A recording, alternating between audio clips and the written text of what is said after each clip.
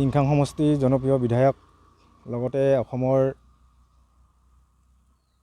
Cabinet মন্ত্ৰী মাননীয় বিমল বৰা দেৱৰ প্ৰচেষ্টাত আমাৰ তিনিঠেঙীয়া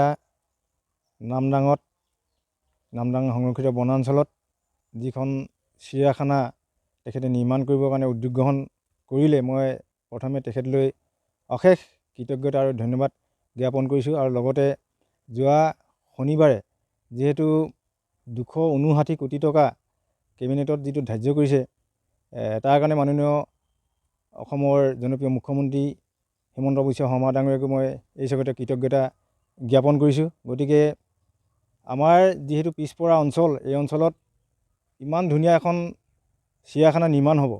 চিৰিয়াখানাখন নিৰ্মাণ হোৱাৰ লগতে পৰোক্ষ আৰু প্ৰত্যক্ষভাৱে বহুতো নিবনুৱা ল'ৰা ইয়াত সংস্থাপিত হ'ব আৰু ইয়াৰ আশে পাশে যিবিলাক গাঁও আছে, এই গাঁওসমূহতো যথেষ্ট ধৰণে আমাৰ নিবনুৱা যুৱক যুৱতীসকলে ব্যৱসায় বাণিজ্য কৰি স্বাৱলম্বিতা হৈ নিজৰ জীৱনটো সুন্দৰভাৱে প্ৰতিষ্ঠা কৰিবৰ কাৰণে সক্ষম হ'ব।